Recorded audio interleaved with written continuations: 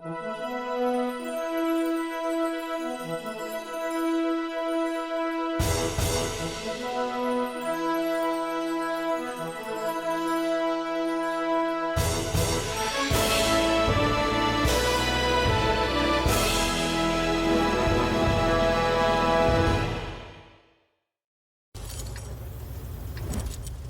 back to What Arty Noobs for General Disturbance. This is the Hummel. It's the Tier 6 German SPG.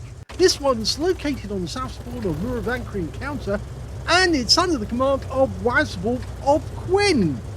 Now he's using the stock howitzer, which of course is the better one to use because it has more ammo, a better trajectory, and a faster reload. Game on! Yeah, about the only thing you have to worry about is the fact that you can't shoot over the entire range of the map with the stock gun, but you can actually get really accurate hits on the enemy. The top gun, which has actually got a very flat trajectory, can fire the whole range, but it does have that problem of not being able to shoot very accurately. And well, it has a longer reload, you get less ammunition, you only get 18 rounds, and that can cause a bit of a problem. That's the same hull for either side. It's based on the M4 with the bits of the running gear from the Mark III. Rounds out, first shot. Oh, look at that, he actually gets damage on two different tanks, but he stuns 3. Now the stun period isn't that long. You've 480 alpha, 38mm pen, 6.7 meters on the burst radius, but between 6.5 and 10.5 seconds of stun. Rounds out. That hit something. There was no explosion, so he definitely hit one of the tanks that was in that corner. And it looks like the Skoda just got hit by the other Arty and RT, which happens to be an M44. So we're just waiting for the reload to complete. Standard reload is 25.31 seconds, and we've got a reload of 20.74. So 5 seconds off, and that makes a big difference when it comes to pumping those rounds in if you're trying to get a Confederate and do as much damage to the enemy as possible. Now he does have some non-stun HE just in case, and that will do 580 alpha.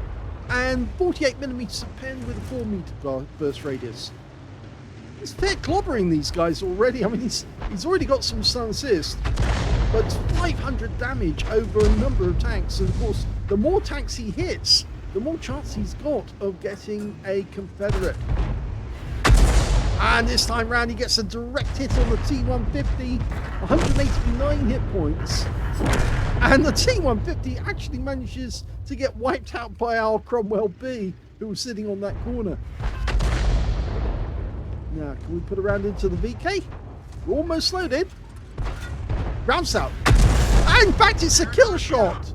Only 63 hit points, but it takes out the VK3001P. Now, they manufactured 705 of the Arty and 157 of the munitions Trager. That's basically the same vehicle, just without the howitzer. Another direct hit.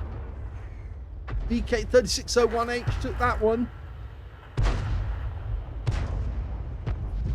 The idea of actually having the same vehicle was actually a very smart one, because it meant that if there was any damage to the vehicle, they could take the howitzer out of the one that was damaged and move it and place it on the one that was originally used for the ammunition. So they still had the Arty in working order, even if they had to lose a munitions Trager in the process. So we got a 485. Oh, we just lost our heavy tank number 6. He went down to the Heshbon, not the Heshbon, sorry, the Burt on the enemy team. Yes, the FP304 got the kill. Well, we've got one back because we took out the T-3485. Just trying to work out where their VK's gone because we've lost sight of him. The thing is, our AMX-13 is actually fairly close to him at the moment. It's AMX-12, actually. He's fairly close. He's just sitting on the corner of that house, just next to our damage total. We're waiting for that BK to come back in. There he is. Rounds out. Another direct hit, 143. As long as you keep pumping those shells out, then... Oh, he's got the communications expert running now. Yes, so long as you keep pumping those shells out, you've got more chance of getting a Confederate. Say, keep your barrels hot and your tubes hot and those shells active. And I just saw the tracer for the FB304. He's next to that corner, very close to where the Juno is right now. There he is. You just saw the tracer from the Burt firing from that near that position. The Juno's gone down. He was taken out by the cheating on our team. But that Burt is still there, and he's still sitting on the corner. You might be able to see the explosion from his shells when he does fire. There's a VK3002M. Oh, there's the shell from the FD. We saw he just went after our VK3002M. So he's still in that neighborhood. He's still firing. In fact, he just fired again at the VK. And the AMX 12-ton on the enemy team just took out our VK. Okay, so we're lining up another shot. That guy's going to try and side scrape off the corner, I think. And I think he's trying to get at our AMX 12-ton.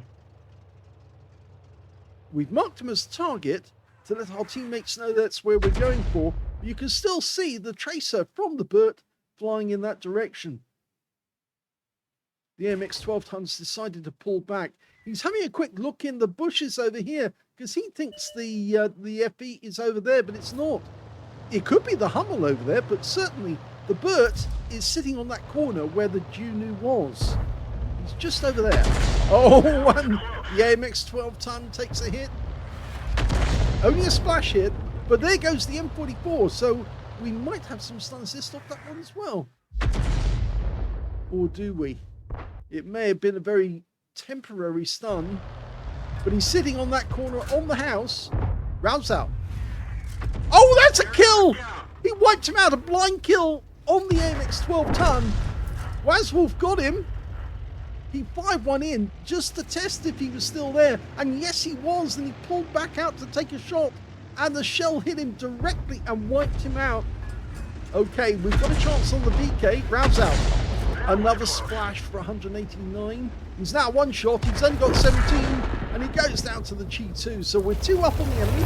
There's only 3 of them left. Both Artys and the T-34-85M.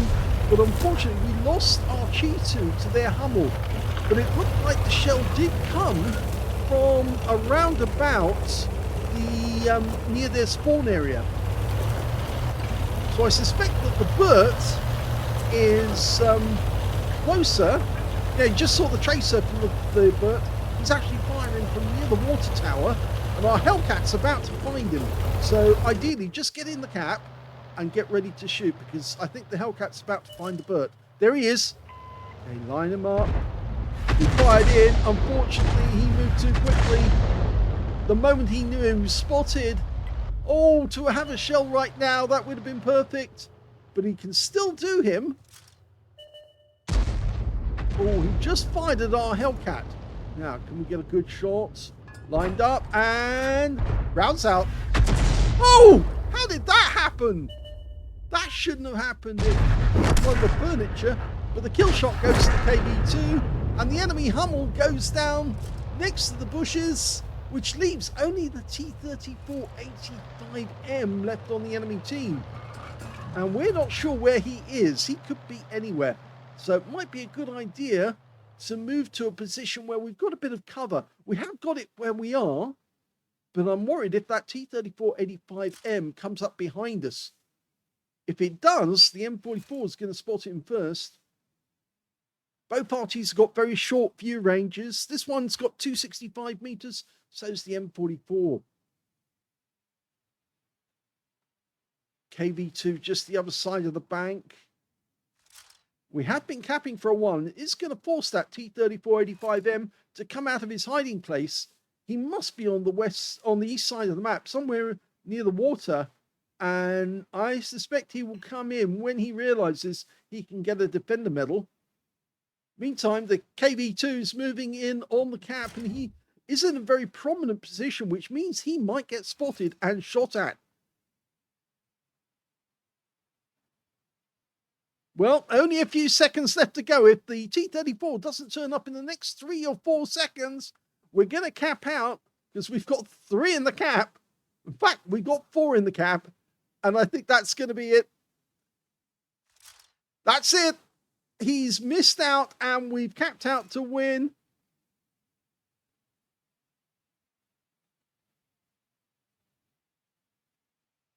Here's the end of battle stats, and that was an ace tanker game for Wazwulf of Quinn in the Hummel, and very well played it was too.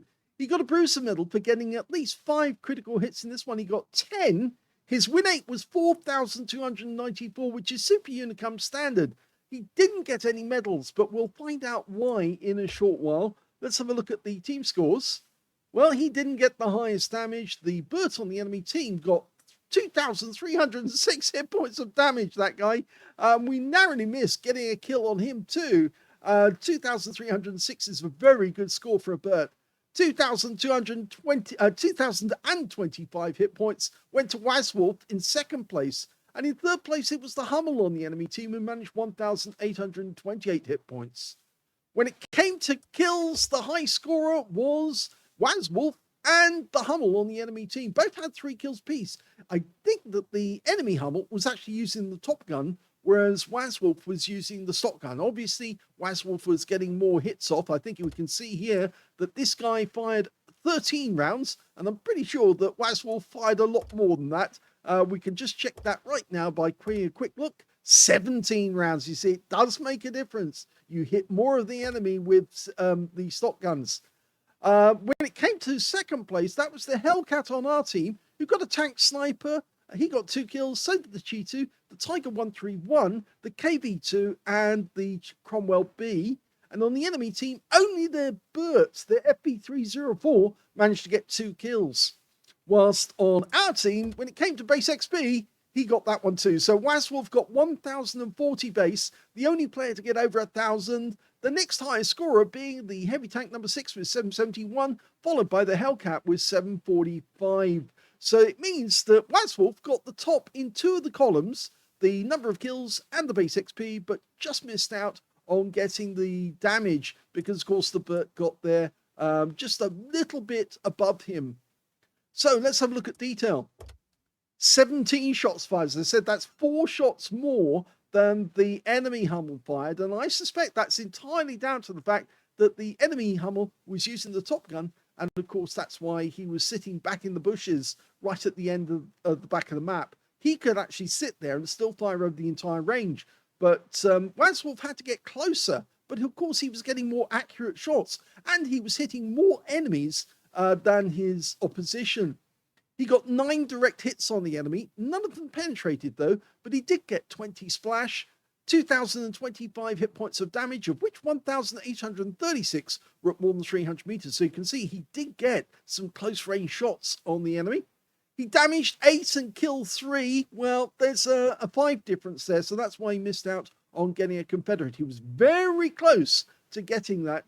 And in fact, actually, it helped him that the Burt was not actually killed by him, because if the Burt had been killed by him, then it would have been 8 and 4, and of course then he wouldn't have got the Confederate anyway, but he didn't get it. But it just goes to show that sometimes killing an enemy tank rather than just wounding it can make a big difference. In fact, I'm not sure if he actually hit the FP304? No, he didn't. So that just goes to say that if he'd actually hit that FP304 but not killed him, then he would have got the Confederate for sure. So he just missed out on it on that reason. At least I think it was for that reason. The Hellcat tank sniper, nobody else got a Confederate. So yes, the Confederate would have been his, but for the fact that he missed that FP. So he got 32 hit points of damage assist, 999 stun assist of 17 stuns, and that's where, of course, that he picked up the ace tanker. He also got 60 capture points, so he wasn't far off getting the invader medal, although I would say, yes, it's another 20 capture points he needs in order to get it. But he did earn a profit of 44,512 credits on a premium count, 30 bonds for a mission achievement, and he took away 4,680 experience points, including a mission completion of 3,120. So a very nice little game in the Hummel. Just goes to show that the stock gun is very, very good at dealing damage to the enemy. And if you want to get a medal, such as Confederate, use the stock gun. It's so much better. You get more shots, more chances to damage the enemy, and it really does help in the long run. Hope you enjoyed that replay. If you did, please give this video a like. Do subscribe to our channel. Leave a little comment down below because it feeds the algorithm. And thank you for watching.